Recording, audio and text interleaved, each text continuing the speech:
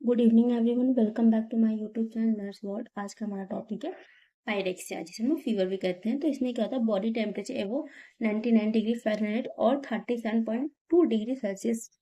ठीक है, अगर बॉडी का टेम्परेचर 99 डिग्री फ़ारेनहाइट या फिर 37.2 डिग्री सेल्सियस से ज़्यादा है, उस कंडीशन को पायरेक्सिया कहते हैं। तो जब फर्स्ट जो फीवर होता है वो नॉट अ डिजीज, ठीक है। जो फीवर तो कोई भी बीमारी नहीं, वो एक साइन है कि हमारे बॉडी में कोई भी एबनॉर्मलिटी हो रही है, वो उसको इंडिकेट करता है। अगर कॉजेस देखा जाए तो मैंने एक निमोनिक बनाया है, इसके बाद है आई एम डेथ। कोई भी आई मतलब इन्फेक्शन, कोई भी बैक्टीरियल वायरल कोई भी इन्फेक्शन हो उसकी वजह से हो सकता है। इसके अलावा मैलिग्नेंसी, कोई भी मैलिग्नेंसी वगैरह है, लाइक लिम्फोमा हो गया, ल्यूकेमिया वगैरह हो गया, उसकी वजह से। कोई भी डी फॉर ड्रग, कोई भी ड्रग ले रहे हैं, लाइक वैक्सीन लगा रहे हैं, या फिर कोई भी ड्रग एलर्जी रिएक्शन हो गया, उसकी वजह से भी वो बॉडी का टेम्परेचर इंक्रीज हो जाए। इफ इन्वायरमेंटल हीट की वजह से, auto immune disease like rheumatic fever वगैरह हो गया, टी से कोई भी ट्रॉमा हो गया, फिर CNS cause like brain injury, stroke, haemorrhage, इन सब की वजह से कहते हैं बॉडी का टेम्परेचर इंक्रीज करता है। As for hormonal cause, like अगर हाइपरथायराइडिज्म होता है, हाइपरथायराइडिज्म में भी क्या होता है, बॉडी का टेम्परेचर इंक्रीज हो जाता है। अब आते हैं फेजेस। तो हमारे अगर फिर स्टेजेस ऑफ देखा जाए तो फीवर के कितने होते हैं, टोटल 3 स्टेज होते हैं। सबसे पहला ऑनसेट ऑफ इन्वेजन स्टेज होता है। इसमें क्या फीवर स्टार्ट होता है और इंक्रीज करता है, ठीक है, नॉर्मल टू मैक्सिमम जाता है, उसे कहते हैं हम लोग ऑनसेट। ठीक है, जब फीवर में स्टार्ट हो जाता है, उसका जो टेम्परेचर इंक्रीज होता है उसे कहते हैं ऑनसेट। फिर तो एक फेस्टिगियम आता है, ये हमारा हाईएस्ट पॉइंट कहा जाता है बॉडी, जिसमें जो बॉडी का टेम्परेचर होता है वो कांस्टेंट रहता है, एलिवेटेड, और कुछ देर तक के लिए वो जो कांस्टेंट रहेगा उसे कहते हैं फेस्टिगियम। फिर डिक्लाइन क्या होता है, बॉडी का टेम्परेचर वो क्या होता है, धीरे धीरे डिक्लाइन करना स्टार्ट कर देता है, उसे कहते हैं डिक्लाइन। तो देखो नॉर्मली क्या होता है, पहले ऑनसेट क्या होता है, बॉडी का टेम्परेचर इंक्रीज करता है, उसे कहते हैं कॉन्सेट। फेस्टिगियम कहते हैं बॉडी टेम्परेचर एकदम कांस्टेंट, एकदम मैक्सिमम लेवल पे जाके वो कांस्टेंट हो जाता है कुछ समय के लिए, उसे फेस्टिगियम कहते हैं। डिक्लाइन क्या होता है, बॉडी की टेम्परेचर धीरे धीरे डिक्रीज करने लगता है, जब बॉडी टेम्परेचर डिक्रीज करने लगता है उसे कहते हैं डिक्लाइन। तो डिक्लाइन में दो तरीके से होता है, एक होता है क्राइसिस के थ्रू, एक होता है लाइसिस के थ्रू। तो क्राइसिस में क्या होता है, वो सडन बॉडी का टेम्परेचर सडनली क्या होता है, सडनली डिक्रीज करता है, उसे कहते हैं क्राइसिस। क्राइसिस भी दो टाइप है, एक होता है ट्रू क्राइसिस, एक होता है फॉल्स क्राइसिस। तो ट्रू क्राइसिस क्या होता है, इसमें पेशेंट का कंडीशन, जब बॉडी टेम्परेचर कम होता है तो पेशेंट का कंडीशन है वो भी सही होते जाएगा, लाइक जो हार्ट रेट वगैरह वो भी धीरे धीरे कम होते जाएगा। लेकिन फॉल्स में क्या होता है, सिर्फ टेम्परेचर डिक्रीज कर रहा है, लेकिन बॉडी का जो पेशेंट का कंडीशन है वो इम्प्रूव नहीं, हार्ट रेट वैसे ही का वैसा है, कोई भी इम्प्रूवमेंट नहीं है, तो वो हमारा क्या होगा, फॉल्स क्राइसिस। लाइक इसके बाद लाइसिस। लाइसिस कहते हैं gradual decline of A fever. Fever का जो है धीरे धीरे डिक्लाइन होता है, 2 to 3 days में डिक्लाइन होगा, फिर disappearance of symptom, symptom disappear हो जाएंगे, मतलब पेशेंट का इम्प्रूवमेंट के साथ होगा ये। हमारे types of fever, types of fever सबसे पहले था कांस्टेंट फीवर। कांस्टेंट फीवर क्या होता है, body temperature remain elevated through out the day. ठीक है, इसमें बॉडी का टेम्परेचर जो रहेगा पूरे दिन एलिवेटेड रहेगा।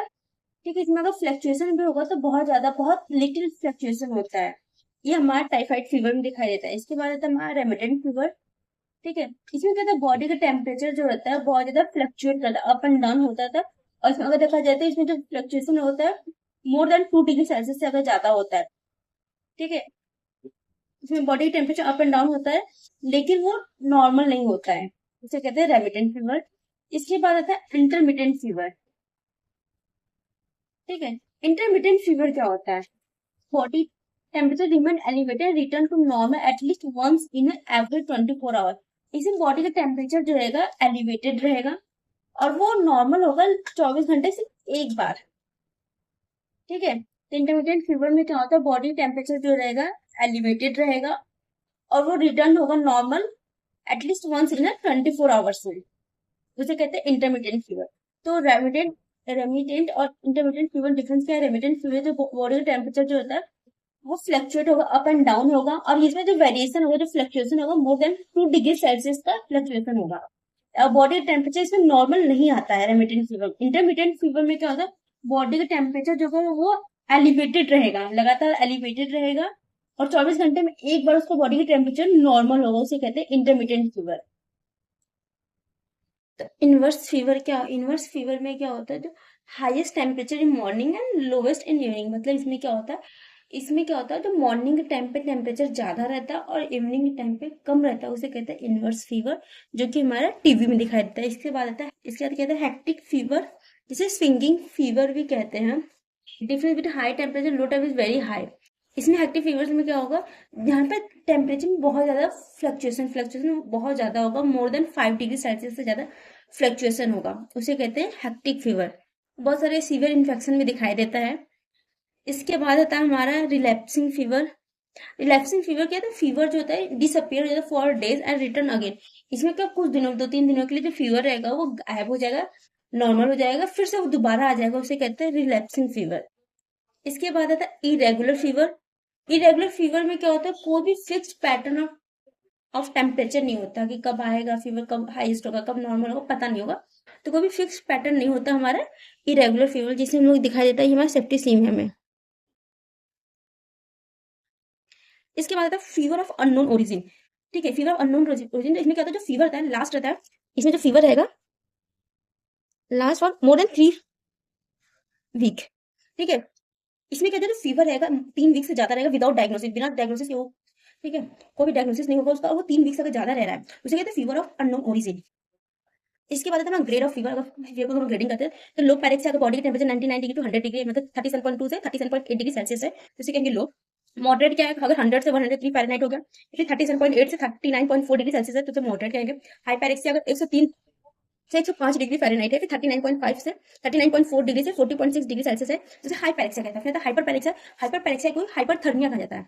इसमें टेम्परेचर जो रहता है 105 डिग्री फ़ारेनहाइट रहेगा या फिर एबो रहेगा। तो इससे सिंपल याद है, लो पैरिक्सिया में 99 से 100 डिग्री फ़ारेनहाइट टेम्परेचर रहता है, मॉडरेट में 100 से 103 फ़ारेनहाइट रहता है, और हाई में 103 से 105, अगर 105 से ऊपर जाते हैं तो कहते हैं हाइपरपैरिक्सिया।